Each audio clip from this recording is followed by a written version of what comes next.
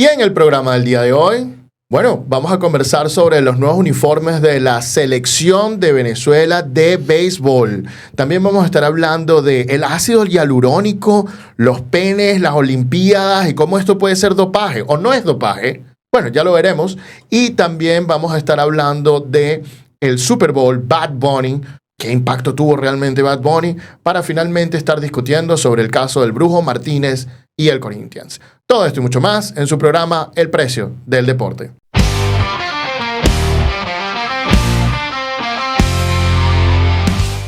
Esto es El Precio del Deporte. Muy buenos días, buenas tardes, buenas noches. Bienvenidos a su programa El Precio del Deporte, producido por Lauria Sports. Mi nombre es Antonio Quintero, soy especialista en Derecho del Deporte y estamos aquí para conversar de todo lo que más nos gusta, las transferencias, la gerencia, el marketing y todo lo que está relacionado al deporte como tal. Al final, nuestra idea no es solo darte nuestras opiniones, sino también darte información y contexto para que ustedes puedan tomar sus propias opiniones bien informadas. Y para eso se encuentra con nosotros el día de hoy la dama del Derecho del Deporte, Elena Mundaray. Hola a todos, gracias por acompañarnos en otro episodio del Precio del Deporte. También se encuentra con nosotros hoy el pivote del mercado deportivo, Andrés Moró, mejor conocido como el señor Moró. Hola, ¿qué tal? Es un placer saludarte. Y también nos acompaña el mago del diseño y la identidad en el deporte, Brandon Bouquet. Hola, un placer estar de vuelta. Y por supuesto nos acompañan cada semana ustedes. Este es el primer programa de este año, lamentamos no haber comenzado antes, han habido una serie de circunstancias que nos han impedido empezar esto, ¿no? También nuestro trabajo está ligado realmente a la industria deportiva y a veces los comienzos de temporada son un poco trabajosos y con gran cantidad de trabajo. Pero bueno, ya estamos de vuelta y esperamos estar la mayor cantidad de semanas posibles de aquí hasta el final del año. Habiendo dicho eso y comenzando, comienzo con una noticia triste en este programa y es que el comunicador social, el periodista, el comentarista, Gabriel Chávez de Maracaibo nos ha dejado a una muy temprana edad. Tristemente falleció y bueno, hay que recordarlo de la mejor manera. Fue un grandísimo profesional, un luchador incansable, un profesor incansable con todas las personas que venían a entrar a la industria de la comunicación en el deporte.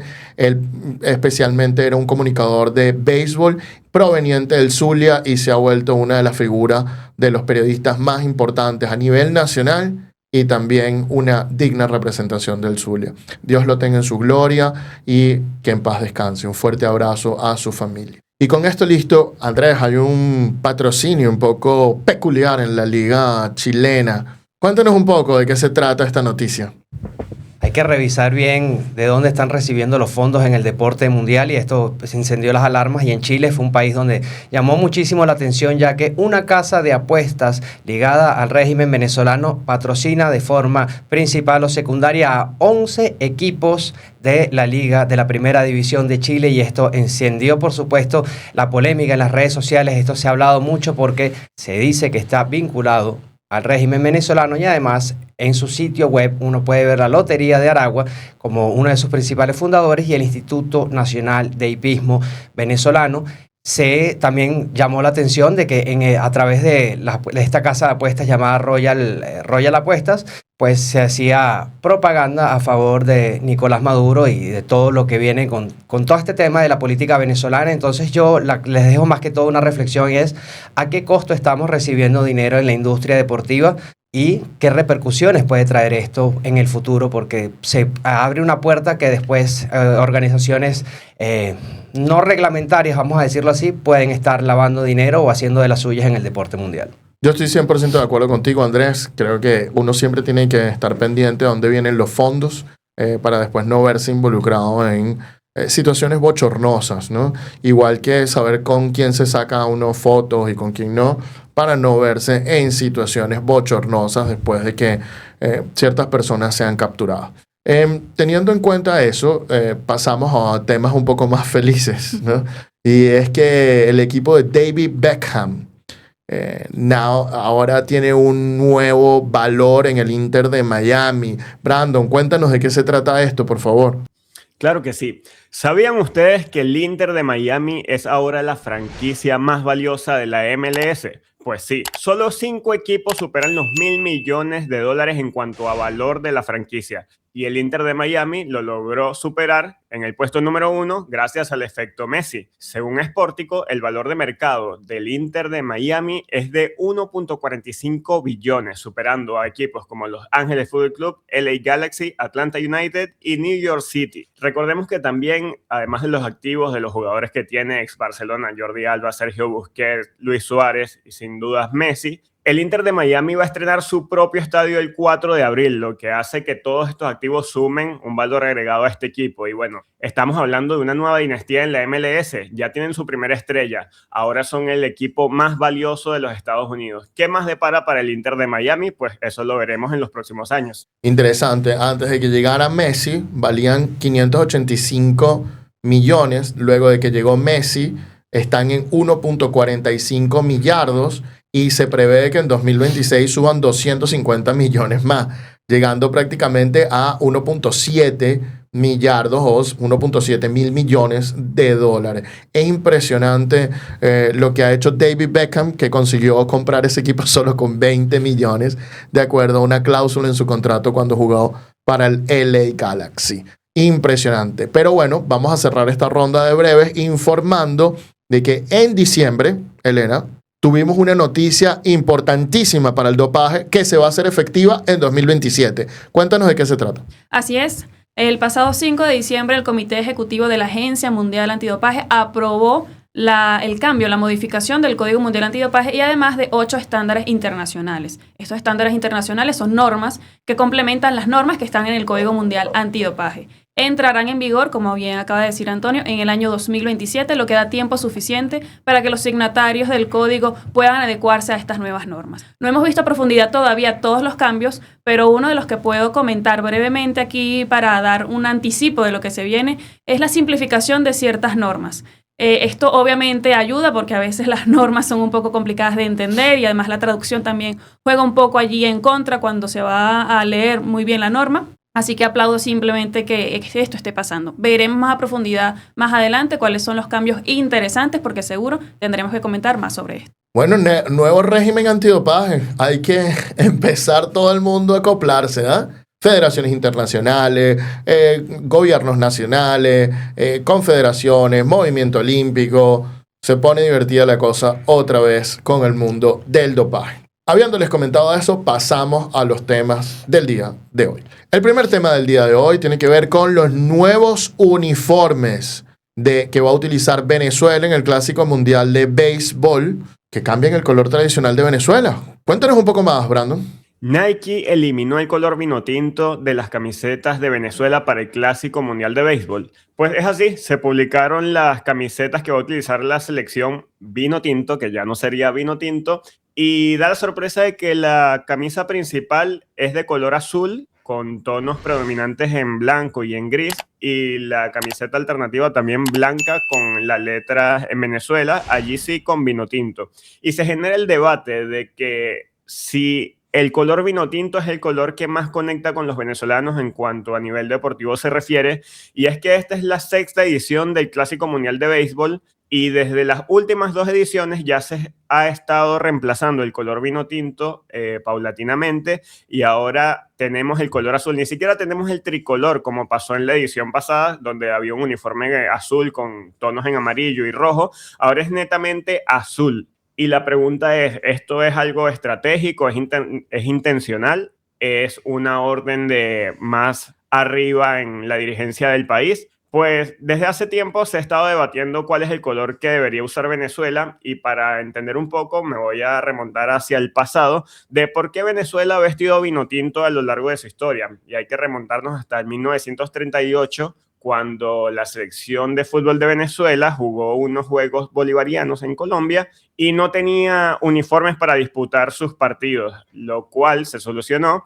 con los uniformes de la Guardia Nacional, que en su momento, incluso actualmente, visten de color vino tinto para sus uniformes de educación física o deportes. Y desde entonces se conoció a Venezuela como la Vinotinto. Y ahora, hoy en día, la Vinotinto, más que un color, es una marca, es una palabra que genera sentido de pertenencia, identidad, y también funcionó de forma estratégica porque nos diferencia muy bien de Colombia y Ecuador, que también comparten los colores de la bandera, ¿no? Y desde entonces se ha conocido a la selección de Venezuela como la Vinotinto. Hay gente que está de acuerdo, incluso hay una historia más romántica que dice que el vino tinto es la mezcla del amarillo, azul y rojo, pero igual cuando lo combinas no da un vino tinto como lo conocemos, da un tono más marrón. Pero esa es la historia. Esta es la 6ª edición y vamos a jugar con un uniforme Nike que a mi parecer es bastante limpio, pero es un template para todos los equipos, cosa que hace que los equipos pierdan un poco de identidad.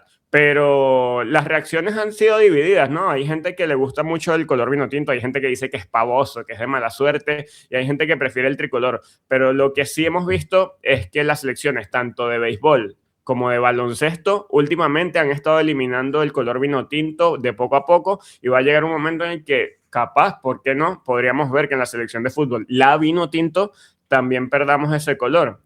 Actualmente el color de la camiseta visitante es blanco con tricolor. Y hay gente que se decanta más por uno, por otro, y yo digo, ¿por qué no pueden ser los dos? A mí me gusta mucho cómo se ve el uniforme tricolor, pero yo creo que el vino tinto no lo desplaza a nadie, muchachos. Bueno, vamos a comenzar hablando sobre la marca Nike, ¿no? Y la simpleza y la sutileza con la que trabaja este tipo de uniformes, que por supuesto no fue idea de Nike hacerlo en estos colores. Esto debe de ser a través de lo que exigió la Federación Venezolana de Béisbol, y pues a través de este requerimiento Nike te muestra unos modelos y te dice, bueno, este es el que te gustaría usar, sí, está muy bien, está todo chévere, se aprueba y se presenta después, ¿no? Después además de lanzarlo, ¿no? al mercado y de realizar las prendas tanto jugadores como para la venta del merchandising.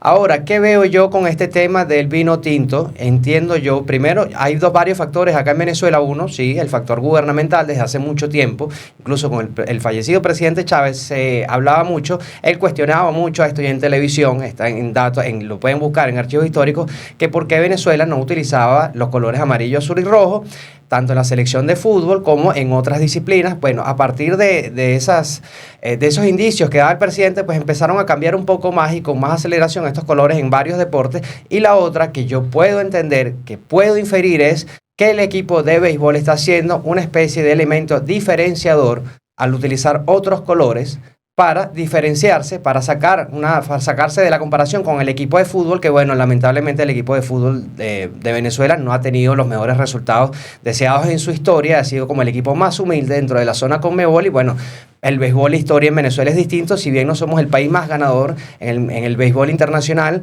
tanto en Serie del Caribe, no tenemos un mundial todavía de béisbol, de los clásicos de 2006-2007, pero es un país que produce peloteros de alto rendimiento y entonces se asocia más a la élite de Venezuela en el béisbol que por supuesto lo que puede hacer con el fútbol. Yo tengo varios comentarios, ¿no? El color vino tinto, la historia que dice Brandon es la que yo he escuchado muchísimas veces, pero hay que remontarnos al año 2000, cuando Richard Páez llega a la selección de fútbol de Venezuela. Porque nosotros empezamos a utilizar tricolor a final de los 90, con unas camisetas de un mapa, entre otras cuestiones.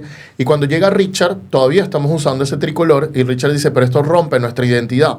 Y él que quiere implantar el tema de la identidad nuevamente en el futbolista venezolano y en quererse a sí mismo y en creer que sí es posible las cuestiones, porque parece que lo que más nos persigue en la historia es que no creemos que sea posible que el equipo de fútbol de Venezuela pueda ganarle a otros equipos de fútbol del continente.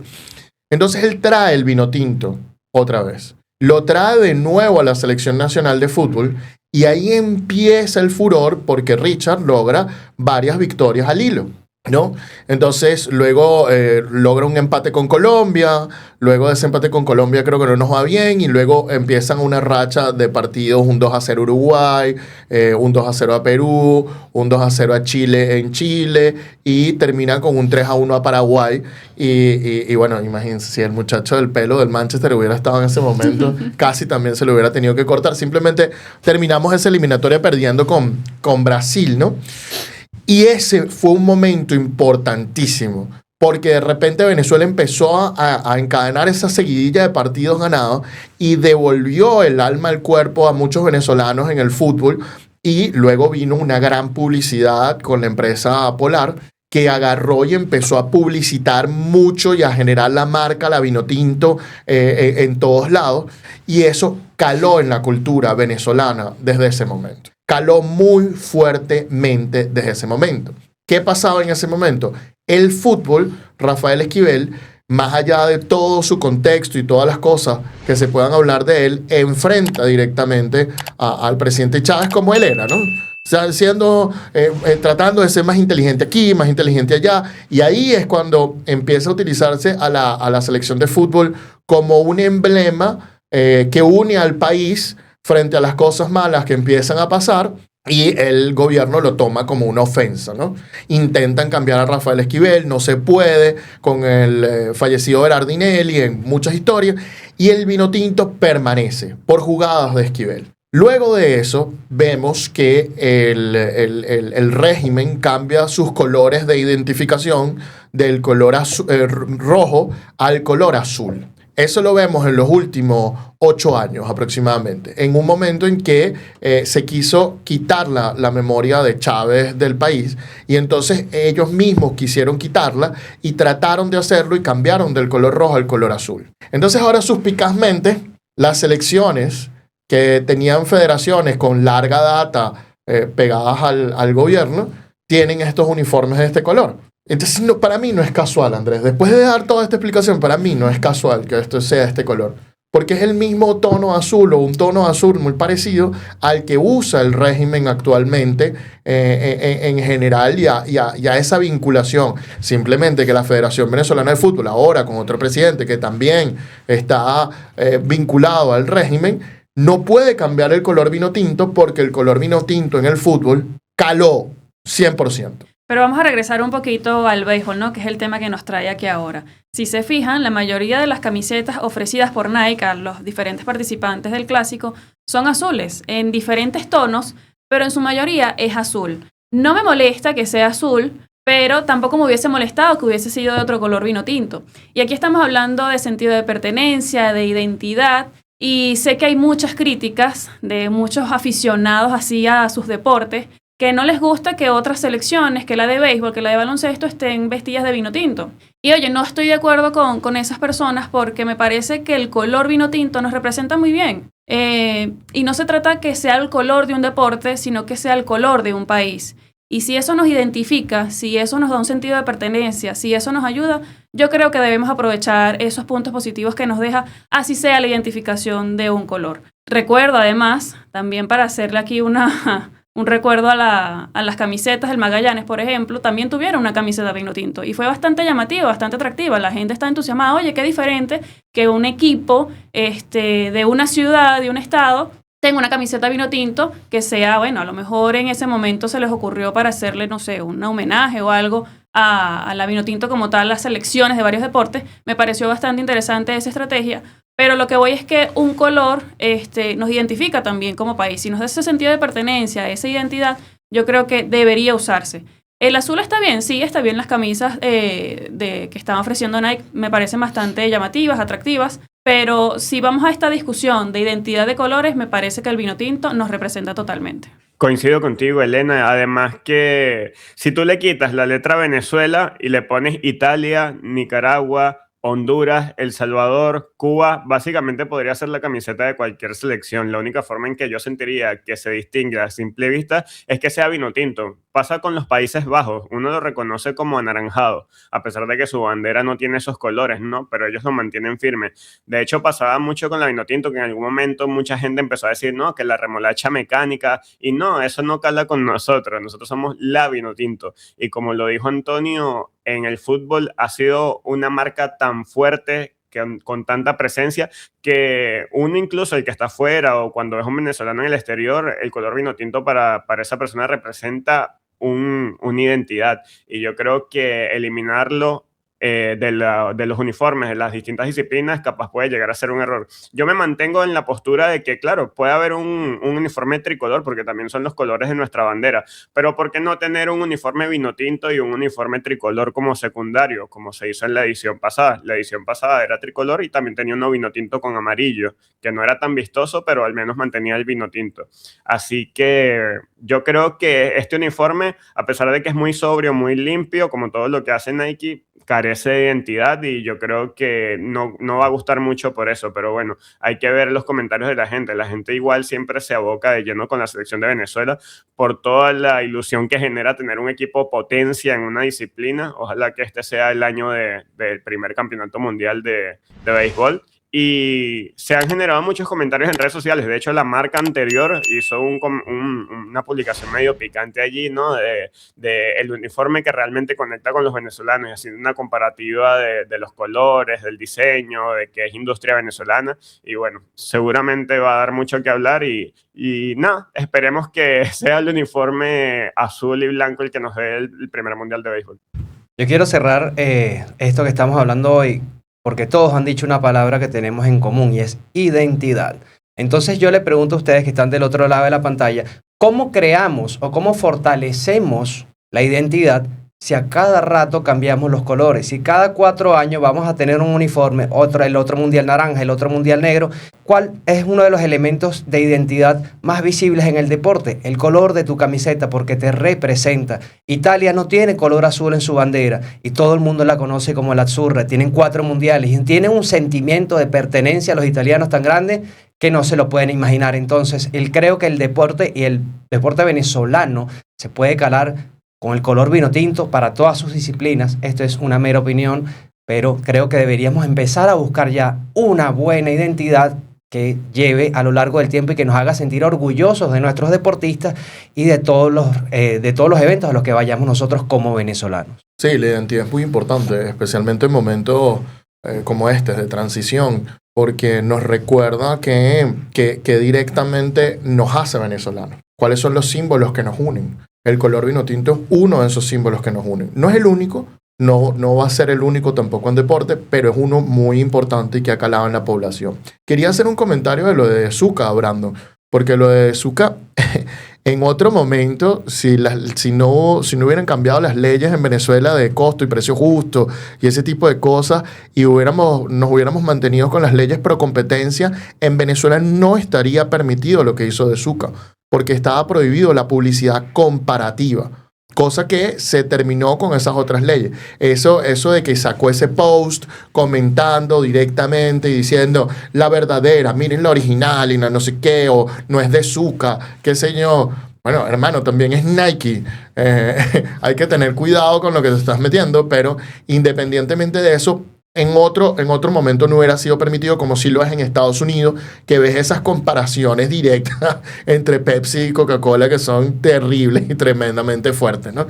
Habiendo dicho eso, la pregunta es para ustedes. ¿Les gusta la nueva camiseta de la Selección Nacional de Béisbol de Venezuela? ¿No les gusta? ¿Cuál es su opinión? ¿El color vino tinto es identidad? ¿El color azul es un nuevo color para Venezuela? ¿Es identidad también? ¿No lo es? Bueno, déjennos todos esos comentarios y todas esas opiniones en la caja de comentarios. Y en el siguiente tema tenemos algo que no me esperé nunca en la vida leer.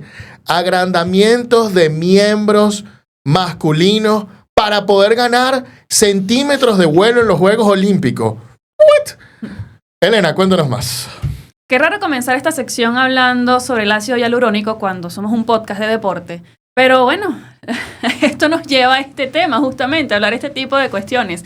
Porque al parecer, según un diario alemán, varios atletas de esquí, de salto de esquí, están haciendo uso de esta sustancia del ácido hialurónico para agrandar sus miembros masculinos y así obtener una ventaja aerodinámica para poder volar más alto justamente en el salto de esquí. ¿Cómo surge esta noticia? Este diario alemán Bild publicó que varios atletas noruegos supuestamente están haciendo uso del ácido hialurónico que se está inyectando en sus miembros masculinos para que produzca un agrandamiento, unos centímetros de más, unos pocos, y luego al momento de utilizar unos uniformes que son muy específicos para el esquí, con unas determinaciones increíblemente específicas, pero que cualquier centímetro extra en la tela en las dimensiones del uniforme puede conllevar a una ventaja, a un 5% más de ventaja en el salto. Y evidentemente esto produce un salto más largo y evidentemente esto pudiera darte una ventaja. ¿Cuáles son las implicaciones de todo esto? Oye, hay unas regulaciones muy específicas con respecto al uniforme del salto de esquí. De hecho, hay un escaneo que se le hace al cuerpo, después se le hace unas mediciones al uniforme. Es una cuestión que no tienen ni idea de lo regulado que está. Pero acá lo importante es que cualquier centímetro, cualquier diferencia incluso en el material, en la tela del uniforme, te puede generar una ventaja. De hecho, están regulados los lentes, están regulados los guantes. Todo lo que usa un saltador de esquí está completamente regulado. ¿Para qué?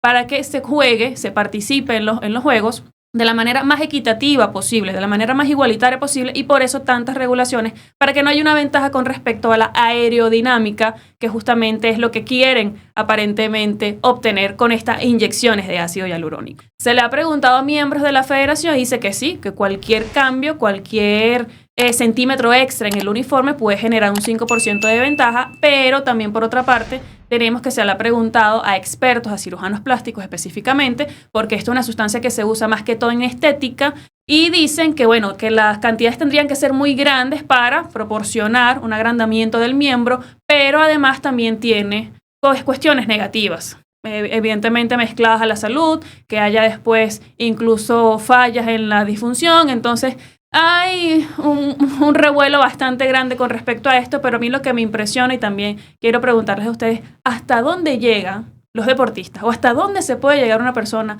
para obtener una ventaja para ganar? Vamos a hablar también sobre las consecuencias, pero ¿qué opinan ustedes de este tema? Porque a mí me dejó un poco loca sobre todo esto. Elena, yo tengo una pregunta para ti antes de continuar. ¿Para qué se usa el ácido hialurónico en la belleza femenina? Mira, sobre todo lo utilizan para rellenos en la cara. El ácido hialurónico es algo que supuestamente te proporciona hidratación en la piel, puede llegar a estirar un poco. Muchas personas, en vez de utilizar Botox, utilizan ácido hialurónico. Hay incluso unas desventajas también en ácido hialurónico porque a veces no se desintegra por completo y puede crearse como unos gránulos, y por eso es que a veces muchas personas quedan como un poco desfiguradas, por así decirlo. Tiene sus pros y sus contras, pero está obviamente planificado para cuestiones de estética más que todo. Sí, soy un neófito del asunto, Exhibit A. Pero independientemente de eso, neófito, escuché por allí que empezó la investigación de la Asociación Mundial Antidopaje, de la WADA, investigando este tema del ácido hialurónico, ¿no? Y quería recordarles que para que una sustancia, en este momento el ácido hialurónico no está prohibido, pero para que una sustancia esté prohibida, se tienen que cumplir 2 de 3 criterios, ¿ok? Número 1, que la sustancia le haga daño a tu organismo. Ese es uno de los criterios. Número 2, que te dé una ventaja en el rendimiento del atleta. Y número 3, que se considere antiética esta sustancia como tal. Si tú cumples con 2 de esos 3, ya entra en la lista de sustancias prohibidas, que tenemos nueva lista desde el 1 de enero de este año.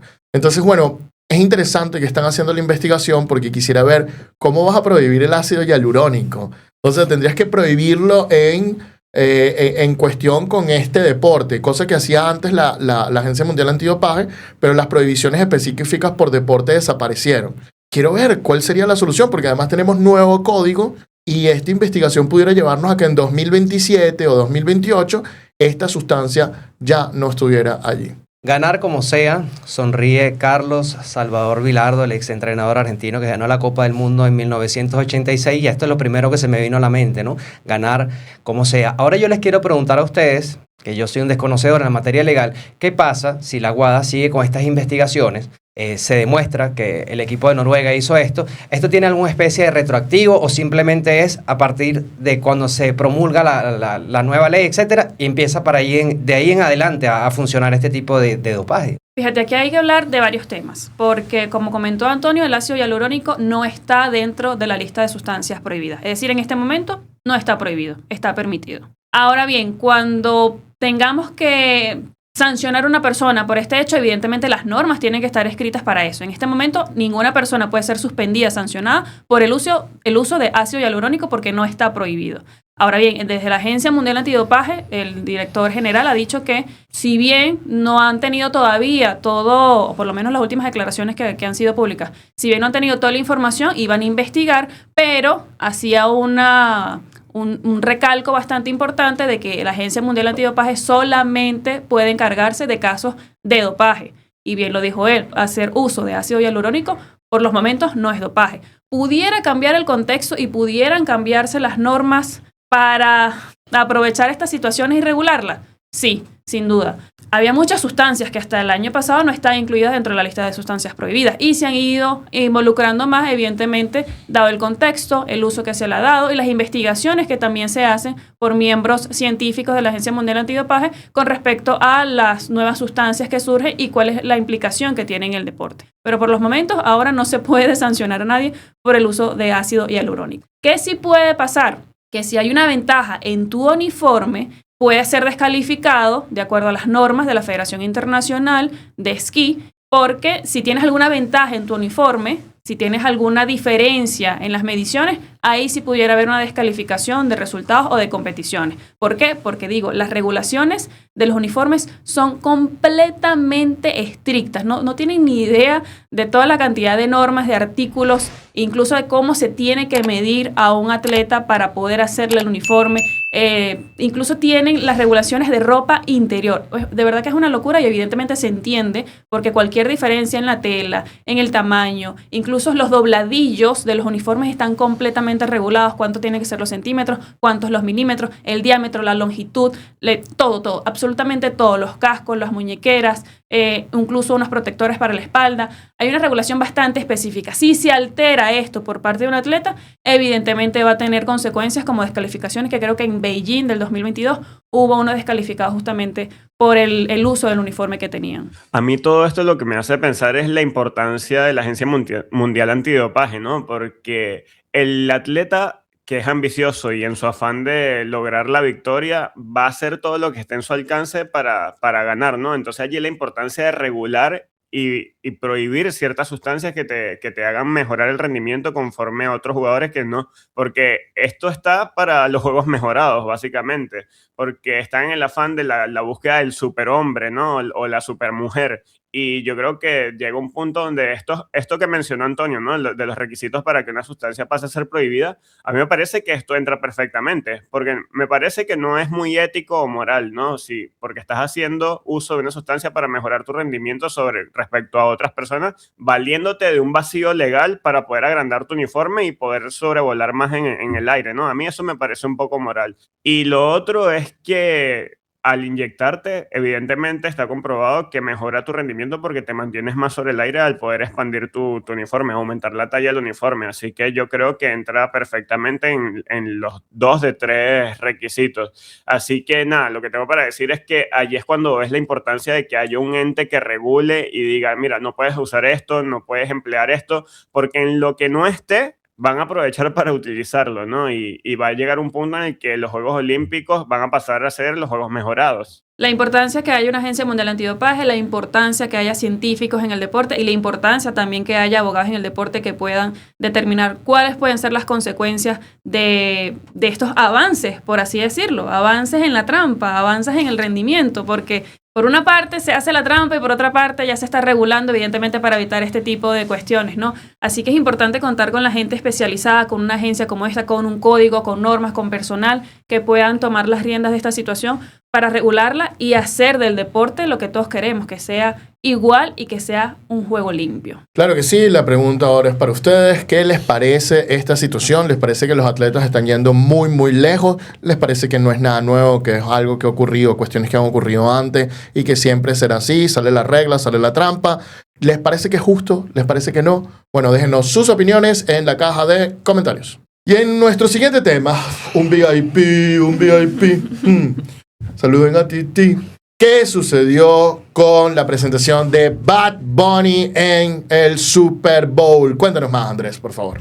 Señores, Internet no aguanta otro análisis más sobre la presentación de Bad Bunny en el entretiempo del Super Bowl. Tanto fue así que tanta polémica se hizo y tanto dio en las redes sociales que se dividieron las aguas y tan profundo escaló que además hasta el presidente de los Estados Unidos, Donald Trump, mostró su rechazo a través de las redes sociales. Te hago un spoiler, por supuesto, este es otro análisis sobre el Super Bowl, pero lo vamos a enfocar sobre la industria del entretenimiento y la industria deportiva. Lo primero que había que preguntarse en todo este caso es ¿por qué poner a un cantante puertorriqueño que canta en español y no en inglés en el show del entretiempo del deporte más popular de los Estados Unidos de América? Y esto tiene muchísimas razones, es multifactorial.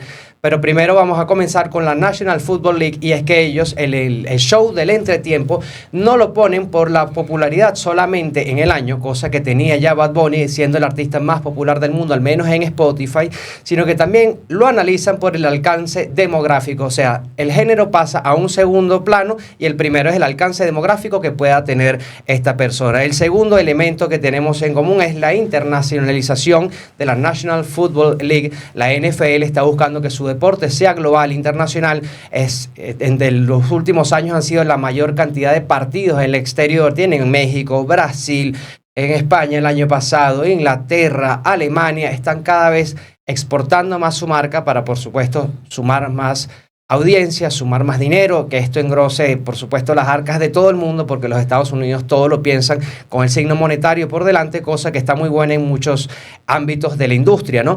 Entonces ya vamos viendo que tienen muchas cosas que lo van haciendo para que Bad Bunny fuese el candidato, no sé si el ideal, eso lo podemos debatir más adelante, pero al menos que era el más famoso en Spotify, el más famoso por varios años seguidos, el que se escuchaba más en el mundo, no en Estados Unidos. También tenemos que Estados Unidos tiene un mercado de 70 millones de hispanohablantes o de origen latinoamericano dentro de su propio país, y uno de los estudios también que me llamó mucho la atención que estuve viendo, que pasa un factor como la Major League Baseball, que la audiencia del fútbol americano se estaba envejeciendo, entonces están trayendo también nuevas audiencias, y una de los personajes que más encaja con la generación Z es Bad Bunny. Entonces por eso hay muchos elementos en común para decir por qué eligieron a Bad Bunny. Yo les quiero preguntar ahora a mis compañeros aquí qué les pareció el show y cómo lo vieron ustedes, si lo vieron. Yo creo que marca un hito importante para nosotros los latinoamericanos, pero hay que verlo más allá de eso, porque no trató tanto de eso. Capaz para el pueblo latino y para el artista en general, simbolizó eso como una forma de mostrarnos al mundo.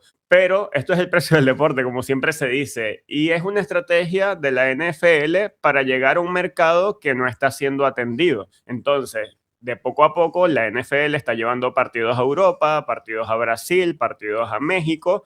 ¿Y cómo llegas a otro mercado? Porque ya la NFL y el fútbol americano es una industria fortísima en Estados Unidos. El Super Bowl súper consolidado, mueve demasiado dinero. ¿Pero qué le falta? Bueno, dice, ahora yo voy a ver si puedo atraer a un público que no he tenido cautivo y que se mantenga conmigo. Entonces, ¿cuál es el artista que en estos momentos puede llegar a esa cantidad de personas? Yo creo que es Bad Bunny, y eso te da la explicación de por qué fue Bad Bunny el que hizo la presentación del Super Bowl, a pesar de que no fue en Miami, a pesar de que no fue en inglés y a pesar de las políticas migratorias que tienen los Estados Unidos actualmente. Hablando de gustos, a mí me gustó, no está dentro de mi top de presentaciones del Super Bowl, pero yo soy el vivo ejemplo de que el show del medio tiempo me atrae para ver un poquito del Super Bowl. Es un deporte que no sigo, son equipos que no sigo, no estoy pendiente de este deporte, pero me llama la atención la presentación, y justamente sirvo como ejemplo justamente de que como yo hay muchísimas personas de que lo atraen de esa manera y bueno, funciona, ¿no? Porque quieres tener un espectador más, un fanático más o alguien pendiente hablando de tu marca. Me da mucha risa en los comentarios que por qué Bad Bunny en un espectáculo tan estadounidense, pero quien puso a Bad Bunny fue alguien estadounidense, fue la Liga de Fútbol Americano. Esto no fue tomado a la ligera, y más bien como comentan Andrés y Brandon, si necesitas que tu marca sea internacionalizada, si tienes una marca fuerte allá en tu país y necesitas salir de tu frontera, si necesitas exportarla, entonces tienes que tener medidas para ir más allá de eso. Me imagino de plano que aquí hay un estudio de mercadeo, hay un estudio de qué población le puedo llegar, cuáles son las medidas que puedo adoptar. Ya se hizo algo parecido hace unos años con la presentación de latinas, como fueron Shakira y Jennifer López, que encantó particularmente para mí, mi show favorito, el top número 1 para mí. Pero ahora pasan unos años, vinieron otros artistas, Usher, Rihanna, Kendrick Lamar el año pasado. Entonces creo que es como un sub y baja, ¿no? Vamos a presentarte un artista que le gusta a esta persona, un artista que le gusta a estas otras personas, y de una u otra manera atraer a la gente, que es lo que mueve entonces el dinero en el Super Bowl, porque sin gente, sin espectadores no tienes nada. Pero ¿cómo haces para llegarle a esa gente? una de esas medidas es elegir bien, para bien o para mal también, el artista que se va a presentar en el medio tiempo. Me gustó el show. Obviamente a todo el mundo no le va a gustar, los gustos son totalmente diferentes, es algo totalmente subjetivo, pero si la Liga de Fútbol Americano quería tener a alguien para que les diera de hablar, sin duda, al menos esa estrategia funcionó. Y yo creo que justamente ese fue el tema. Creo que detrás de esto y detrás de todo ese análisis que tú dices, hay directamente una intención de crear polémica. Desde que llegaron las redes sociales, básicamente han dividido mucho al mundo. Y se ha acentuado la división como tal, más allá de lo normal que hubiera en las sociedades. La sociedad norteamericana en este momento es una sociedad muy dividida y así lo demuestran muchas veces sus propias elecciones, ¿no? Independientemente de eso, yo creo que la NFL quiso acentuar esa división, generar polémica, generar este tipo de cuestiones, que se hable más en general. Yo lo veo así. Yo creo que fue para eso, buscaron un artista que ha tenido críticas con respecto a este tipo de políticas actuales en los Estados Unidos y además de Puerto Rico, que tiene una historia muy complicada con respecto a los Estados Unidos, ¿no? Hay muchos puertorriquenses que no se sienten americanos, que quieren liberarse de Estados Unidos, y al mismo tiempo hay muchos puertorriquenses que sí están de acuerdo con ser de Estados Unidos, ¿no? Como tal. Entonces, siento, y discúlpenme lo conspiranoico, que detrás de esto, evaluando todo lo que dijiste tú, Elena, se quería generar polémica. Totalmente de acuerdo. Fíjate que sería la segunda edición consecutiva en la que se genera el interés a través del morbo, ¿no? Y de la polémica, porque la edición pasada estábamos hablando de Kendrick Lamar y si iba o no a hablar sobre su disputa con Drake, si lo iba a insultar, si iba a decir la famosa frase. Y yo creo que eso no está hecho para el fanático duro del fútbol americano, está hecho para el que no es fanático del fútbol americano y que simplemente está esperando la polémica. Así que yo creo que esa ha sido la línea editorial de la NFL de unos años para acá y yo creo que se va a seguir manteniendo así. Y creo que los que terminan sufriendo son los fanáticos más fieles del deporte y del fútbol americano, que sí están allí para ver el espectáculo. Pero entendemos que el espectáculo deportivo es solo una parte del gran monstruo que es el Super Bowl. Y yo no creo que es de la línea de la NFL, porque si observan cómo se mercadea desde hace unos años para acá la música en general, no es que solo se mercadea la canción, se mercadea la historia detrás de la canción, la polémica que hay detrás de la canción, que si la de Shakira y Piqué, y cómo lo dejó, y Clara Chía y todo esto. Taylor Swift tiene varias canciones así, Lazo tiene canciones así. Eso es un estilo de marketing donde esta canción tiene algo que ver conmigo, con el ser humano, y entonces eso lo llevan al Super Bowl. Y lo digo porque detrás del Super Bowl está el patrocinio de Apple como tal, de Apple Music, y Apple Music piensa en función de su mercado generalmente y le propone cosas a la NFL en virtud de ese patrocinio. Fíjense, vamos a hablar un poquito de números sobre lo que dejó la presentación de Bad Bunny y después los riesgos que puede tener esta presentación que puede acentuar en el fan base del fútbol americano, al menos en el grupo, en el núcleo duro del grupo estadounidense. 128 millones de personas presenciaron el halftime show, según la consultora Nielsen, según esta afamada consultora internacional, que bueno, mide todos los años, no rompió el récord de ser la más vista, sigue siendo la del año pasado, la de Kendrick Lamar, ni siquiera superó la de Michael Jackson. Yo no sé cómo hizo Michael Jackson, el fenómeno que era en esa época para en 1993 llevar más de 130 millones de personas pegadas a las pantallas para ver esa presentación icónica también. Para mí la favorita en la historia de este deporte. Disculpen que sea de una generación anterior, pero Michael Jackson para mí era un fenómeno totalmente aparte. Y pasamos al área digital, porque hubo un dominio, una locura de lo que generó esta presentación, tanto en rechazo como en aprobación, que generó 4.000 millones de impresiones en las primeras 24 horas que se midió desde que salió el show del entretiempo. Entonces esto fue una locura digital por todas partes, sí dividió mucho las aguas, sí encendió mucho la polémica y además algo que me llamó muchísimo la atención es que subieron el porcentaje de Spotify de Bad Bunny, apenas terminó el show, subió 470% de sus canciones. Y en Apple, por supuesto, la marca que presenta este medio tiempo, que dio unas cifras súper interesantes porque se dispararon la música de Bad Bunny en 700%. Entonces, ellos también están haciendo muchísimo con la data de esto de invertir en el medio tiempo, porque pagan $50 millones por hacer todo esto y porque el logo esté ahí. Además, no se le paga al artista y además hacen un show espectacular. Que este duró 13 minutos y un montaje de todo el andamiaje que hicieron, que se montó en 7 minutos. Es una locura si lo vemos desde el punto de vista pragmático de cómo hacer este tipo de cosas. Ahora me llama mucho la atención qué pasa con el fanbase estadounidense. Si uno ve los videos de internet, la gente en el estadio no cantaba, entonces metieron sonidos falsos de emociones, metieron todo este tipo de juegos editados. Y la verdad no se veía mucho. Le preguntaron a los jugadores de fútbol cuál era su canción favorita de Bad Bunny. No les gustaba mucho. Por ejemplo, el jugador de baloncesto, Kevin Durant, le preguntaron que cuál era su canción de favorita. Él dice que él no escuchaba Bad Bunny. Entonces casi nadie escuchaba Bad Bunny dentro del ámbito futbolero. Y esto va a repercutir posiblemente en los futuros que se lleven, en los futuros artistas que se lleven, porque está ajeno al núcleo duro de los estadounidenses. Ahora, ¿hasta qué punto la NFL, por llegar a otros mercados y por hacer su expansión, hasta dónde va a llegar? Entonces, si la India se convierte en el próximo objetivo de la NFL, van a traer a personas que canten en indie y que sea una música que no le guste a nadie en el mundo, solo al mercado de la India. Esto me llama mucho la atención porque hasta dónde permitimos y hasta qué costo llegamos por nuestra internacionalización. Yo estoy de acuerdo. El costo para el fanático duro o núcleo de la NFL es complicado, que no es el fanático que siempre escuchará Bad Bunny como tal, no está en sus características, ¿no? Entonces, claro que te genera un costo, porque fíjate que venimos viendo que todos los espectáculos del medio tiempo son para otras personas, no son para el núcleo duro. Lo tenemos varias veces en ese sentido. También, ¿quién va al estadio a ver esos espectáculos del medio tiempo? ¿Va el fan duro de la NFL? Llegarán algunos, el que vende el carro, el que vende a la mamá, pero la mayoría son toda la gente de dinero que viene a ver todo el show, incluido el medio tiempo.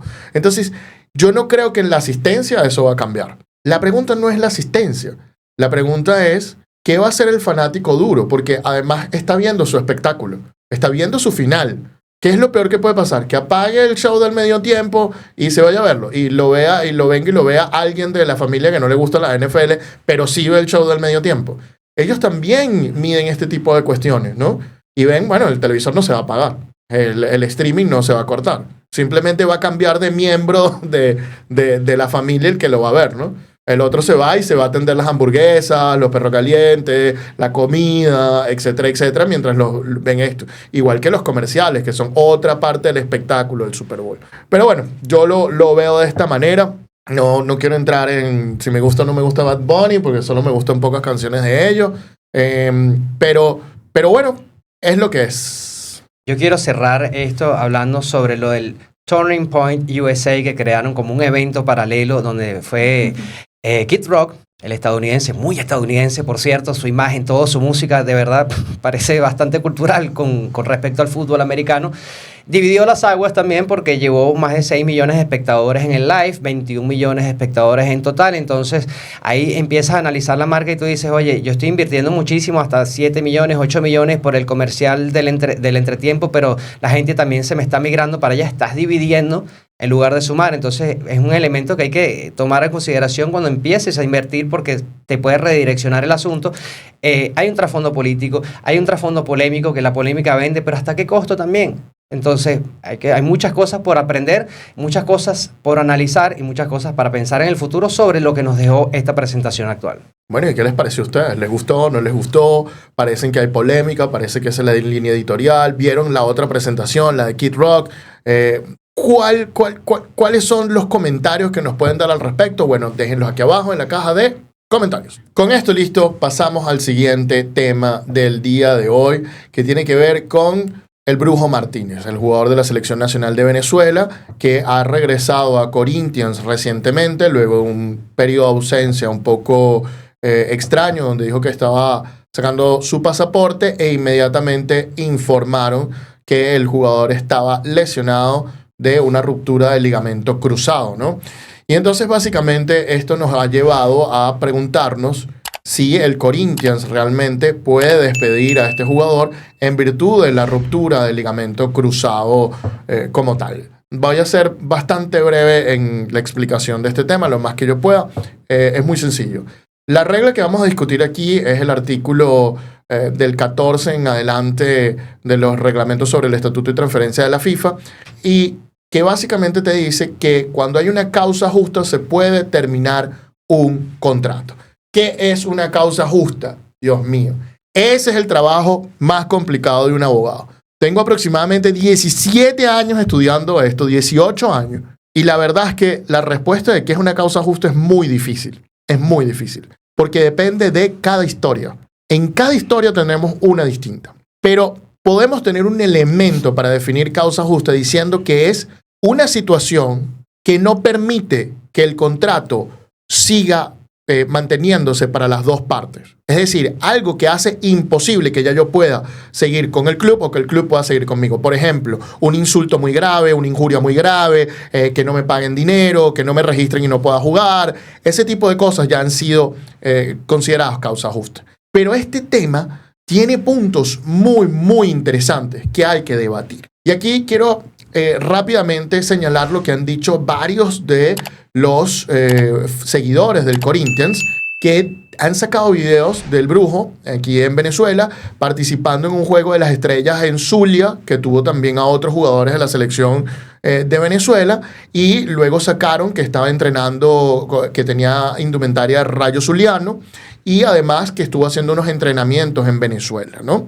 Después, cuando Brujo regresa, se informa de la lesión, se informa de que Corinthians quiere terminarle el contrato, y por otro lado, otros periodistas, todos a través de filtraciones, no hay nada oficial, es una cuestión impresionante, hay que decirlo. Del otro lado dicen que el Brujo indica que él se lesionó, y se lesionó directamente en el partido de la final de Corinthians disputó el año pasado, que ya ahí estaba lesionado y que él tiene unos mensajes mandados directamente a la directiva diciendo que se había lesionado, que tenía una molestia, etcétera, etcétera, etcétera. Hablemos del punto de la lesión rápidamente. Yo entiendo que si un jugador se lesiona en la práctica de su club, el club obviamente no lo puede despedir, y esto no lo digo yo, lo dicen diferentes decisiones de la FIFA, porque el jugador estaba lesionado haciendo su trabajo. Perfecto, por ahí todo bien. También entiendo que si el jugador hace alguna imprudencia y practica deporte más allá de lo que le estipula su contrato de trabajo, donde en los contratos de trabajo casi siempre está prohibido que usted juegue otros partidos o con otros equipos de otra manera, que usted haga vuelo en ala delta, que usted a veces use moto esquí en la playa, que usted haga carreras de carro y todas esas cosas. Y lo sé porque yo he redactado esos contratos y he puesto esas cláusulas y sé que generalmente las tiene que tener. Son cláusulas que, para empezar, en mi caso yo las sacaba de los Collective Bargaining Agreements o los acuerdos colectivos de las grandes ligas de Major League Baseball, de la NBA, que tienen todas estas cuestiones. Corinthians es un club grandísimo. Obviamente tiene todas estas prohibiciones, o general o específicas, como las que ponía yo. Entonces, si tú violas alguna de esas normas, obviamente pudiera haber causa justa siempre que viéramos la gravedad del asunto como tal. Por ahí va un poco la situación, ¿no? Por el hecho de que la primera pregunta que uno se tiene que hacer en el caso es, bueno, vamos a empezar por ¿dónde se lesionó? ¿Se lesionó con el club? ¿Se lesionó fuera del club? ¿Esa lesión contribuyó todos los partidos que tuvo con el club? Es decir, hubo un desgaste que pueda ser atribuible al club. Porque si es así, o sea, es muy difícil que el club diga, ya va, espérate, tú te lesionaste solo. No, el club debe probar la imprudencia del jugador. Y que esa imprudencia fue lo que lo llevó a esa lesión, al menos en un alto porcentaje, para que el club pueda decir, hay que romper el contrato. Esa es mi opinión sobre ese tema en este momento. Bueno, vamos a complementar un poco más con lo que sabrá, lo que ha aparecido en las redes sociales sobre la situación del Brujo Martínez. Se está esperando que se reincorporara con el equipo.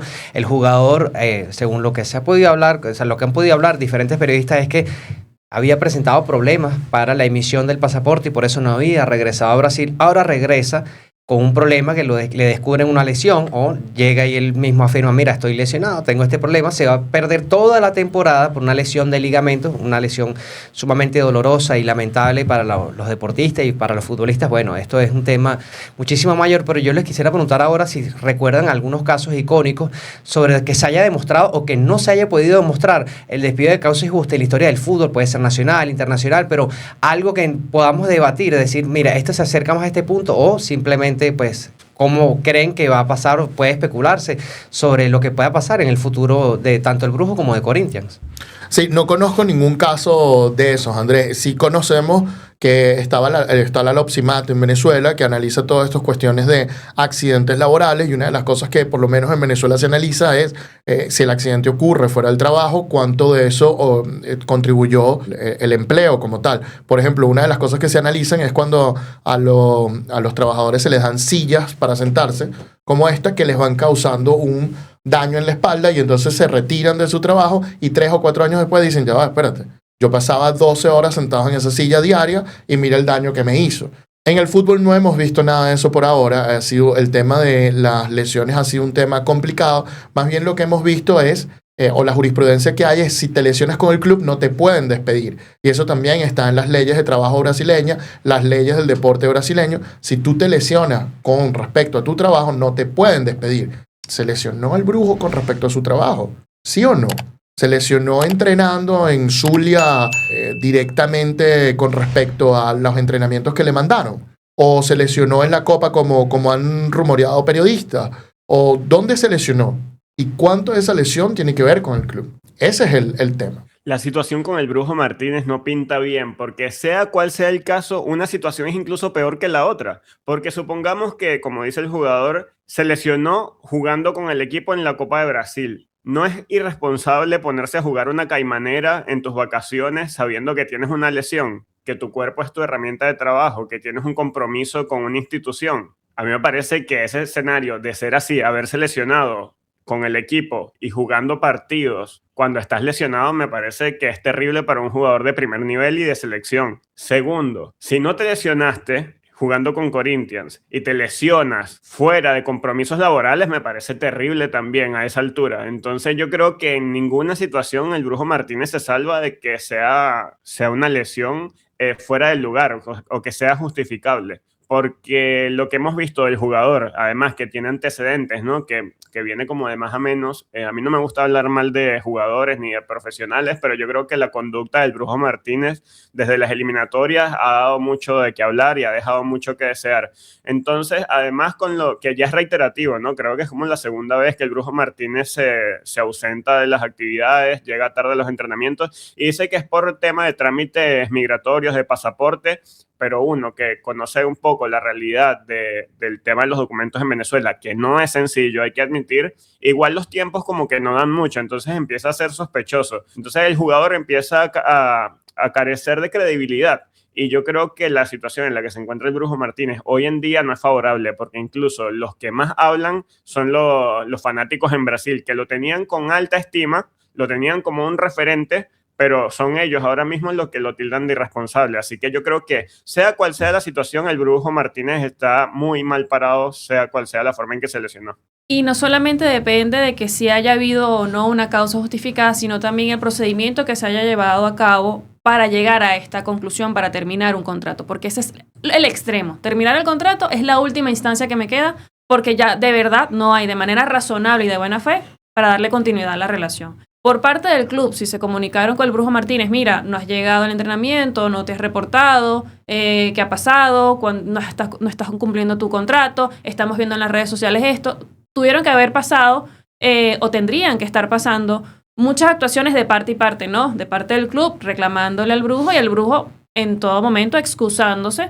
si tiene una razón para faltar al trabajo, si tiene una razón para no incorporarse en la fecha que tenía que hacerlo, si tiene una razón por cuestiones administrativas aquí en Venezuela sacando su pasaporte, porque no todos los casos son iguales. Se ve casos que a la gente no les leen la huella y tienen que ir una y otra vez y otra vez y otra vez al SAIME para poder sacar el pasaporte. No sabemos si ese es el caso, pero de que puede pasar, puede pasar. Y también entonces tomar en cuenta, oye, el contexto, ¿no? O toda la historia que se ha venido, o lo que por lo menos conocemos por las redes sociales, por algunos periodistas también en Brasil. Si se lesionó desde el año pasado, ¿por qué estaría jugando entonces aquí en Venezuela, en una caimanera, en una competencia, una liga, lo que sea? Y la clásica prohibición que tiene un futbolista profesional es no jugar en otro equipo, no jugar en otra liga sin la autorización de tu equipo con el que estás contratado. Entonces habrá que evaluar primero toda la situación, todo el contexto, fechas, porque esto también va a ser muy importante, de cuándo sucedieron las cosas, cuándo no, si hubo comunicaciones, si se le dio el tiempo para subsanar estos incumplimientos al Brujo y cuál va a ser entonces en definitiva la decisión que va a tomar el equipo, ¿no? Corinthians. Porque habrá razones para terminar el contrato, probablemente las haya. Viendo aquí el escenario, otra cuestión es si se hayan llevado a cabo los pasos correspondientes para llegar hasta esa última instancia. ¿Y qué pasa si él tenía permiso de jugar ese partido? ¿Y qué pasa si se rompió los ligamentos cruzados en la preparación física que le mandaron a tener en vacaciones? Cuando tú sales de vacaciones, siempre los preparadores físicos te entregan una planilla diciéndote, mira, tienes que hacer estos ejercicios y estas cosas para mantenerte en forma. ¿Qué pasa si él se lesionó en eso? ¿Qué pasa si no tenía el permiso para jugar ese partido? También. O sea, ¿y qué pasa si la explicación de faltar tanto tiempo no encaja? Entonces, hay varios puntos a debatir. No es solo la lesión, porque también está la participación en el partido y también está el tema de la cantidad de tiempo en la que se ausentó del club, ¿no? Entonces, y todas estas pueden ser causas justas para terminar el contrato. Lo que yo observo es que la Corte de la Opinión Pública, ya como Brandon hizo, lo juzgó y lo sentenció, ¿no? Este tipo no tiene salida ni por aquí, ni por aquí, ni por aquí. Ah, espérate, no conocemos todos los detalles. No sabemos ese tipo de cosas, pero qué irresponsable si ya estás lesionado porque jugaste ese partido. Bueno, y si no estaba lesionado y tenía permiso del club para jugar ese partido y en ese partido no se lesionó. O si se lesionó en ese partido, ¿cuánto de esa lesión tiene que ver con ese partido y cuánto de la lesión tiene que ver con el desgaste de 45 partidos al año que juega el Brujo Martínez? El desgaste de la rodilla, y aquí yo quiero que Andrés hable, porque Andrés es operado de rodilla. El desgaste de la rodilla también viene de tu trabajo y de la profesión. Entonces, yo creo que hay que esperar un poco, porque creo que si Corinthians no lo ha despedido, que a todas luces luce como algo, una conducta irresponsable del Brujo, pero si Corinthians no lo ha despedido, tiene que ver con varias razones. La primera razón tiene que ver con que no está 100% seguro del caso. Y el Brujo tiene cuestiones que lo favorecen. Ya debe haber abogados analizando esto. Y ya debe haber abogados con opiniones y diciéndote, probablemente estamos en una zona gris. Lo que significa que puede ir para algún lado u otro y eso representa dinero. Pero es evidente que Corinthians quiere salir de él porque ya acaba de fichar, ayer anunció un jugador que juegue en la posición del Brujo. ¿Podemos estar 100% seguros? No, a veces se necesitan varios jugadores en una posición. Lo tenemos claro. Pero pareciera que vamos para allá. Lo que corren los rumores, lo que quiere demostrar la institución, todo este tipo de cosas. Por otro lado, no se publica nada oficialmente. ¿Qué están haciendo ahí? Manteniendo la posibilidad de negociar y manteniendo el no te daño si tú no me dañas. Mientras resolvemos este problema y tal vez te puedas ir para otro equipo. El tema es que si el Brujo tiene esta lesión de ligamento cruzado, son unos 9 meses. Entonces eso hace difícil la situación y eso hace que las dos partes tengan que sentarse a conversar sobre el futuro de esa relación. Una lesión de rodilla, sin duda, para un futbolista, de las cosas más graves que te puede pasar, te puede hasta sentenciar la carrera, finalizar la carrera, dependiendo de la magnitud, es muy grave una lesión de rodilla para un futbolista. Un deportista en general también lo sufre muchísimo, ¿no? Ahora yo les quiero preguntar, vamos a hacer una especie de especulación e diferencia. Los dos quieren ir a la guerra, uno quiere demostrar que hubo causa justa para el despido, el otro te dice que no. Bueno, a uno, más o menos, según la experiencia de ustedes, ¿cuánto puede tomar un tipo de juicio de esta magnitud? Y la segunda es, ¿hacia dónde se dirigen? Si va a la Federación Brasileña, si va a la FIFA, si va a la justicia brasileña, o hacia dónde se tendrían que ir para dirimir este conflicto. Bueno, generalmente este tipo de contratos tiene una cláusula para llevar el caso en FIFA, en la Cámara de Resolución de Disputas de FIFA, que es la que del Tribunal del Fútbol de la FIFA. Esto es un caso que puede tardar unos 7-8 meses en FIFA, es un caso complejo, es un caso donde va a haber pruebas. Y cuidado, y si por la magnitud estaríamos hablando de una audiencia y todo, cosa que generalmente no ocurre en los casos ante la Cámara de Resolución de Disputas, pero puede ocurrir. Creo yo que después de eso puedes apelar al TAS, y en el TAS seguramente va a estar 1 año y medio más debatiéndose. Estamos hablando de 2 años y medio para ver quién es el culpable, quién ganó y quién no, dependiendo de las pruebas que se presenten, las historias que se presenten, etcétera, etcétera, etcétera. Y si deciden ir a la guerra. Si no deciden ir a la guerra, esto puede estar resuelto esta misma semana, muy probablemente. Pero hay que ver exactamente qué es lo que querrían las partes y cuáles serían los intereses de las partes, ¿no? Por ahí es donde está la dificultad del caso del Brujo Martínez. No es tan fácil para Corinthians probar cuando hubo lesión. Hay muchos que dicen, bueno, pero un equipo serio tiene que tener información. Claro que sí, el Corinthians estoy seguro que tiene muchísima información médica del Brujo, Y esa información médica es la que ellos se están sentando a decir, mira, hay que negociar. Porque no dudo que si la cuestión fuera clara, no despidieran al Brujo Martínez inmediatamente. Lo que significa que el Brujo Martínez tiene herramientas para sentar también a Corinthians a negociar. Entonces, eso es muy probablemente lo que va a terminar sucediendo, Andrés. Una negociación donde Corinthians va a pagarle algún dinero al Brujo y el Brujo va a aceptar irse, pero el Brujo va a tener un gran problema porque va a quedarse prácticamente sin equipo y sin entrenar por un montón de meses y después volver de la lesión, conseguir nuevo equipo, es complicado. Es complicado, los equipos empiezan a dudar de ti, a dudar si estás bien, si no estás bien, etcétera, etcétera, etcétera, etcétera. Con esto listo, la pregunta es para ustedes. ¿Qué piensan de la actuación del Brujo Martínez? ¿Qué piensan de lo que sucedió con Corinthians? ¿Qué piensan de lo que está haciendo Corinthians? ¿Piensan que Corinthians puede despedirlo? ¿Piensan que no tienen causa justa para despedirlo? Bueno, déjenos sus opiniones en la caja de comentarios. Bueno, y con esto listo terminamos el programa del día de hoy. Muchísimas gracias como siempre, por acompañarnos. Si les gustó, por favor, comenten, denle like y suscríbanse. Si les gustó mucho, por favor, denle click a la campanita para que sigamos haciendo contenido como este para ustedes. Estuvo trabajando para ustedes el día de hoy la dama del derecho del deporte, Elena Monterrey. Gracias a todos por su tiempo y nos vemos en una próxima oportunidad. También Andrés Moró, mejor conocido como el pivote del mercadeo deportivo y el señor Moró. Hasta la próxima y gracias por acompañarnos. Y también desde Uruguay, Montevideo, Uruguay, el mago del diseño y la identidad en el deporte, Brandon Buquet. Gracias a todos por vernos y nos vemos en la próxima. Y por supuesto, su servidor, Antonio Quintero, especialista en Derecho del Deporte. Muchas gracias, nos vemos. Chao, chao.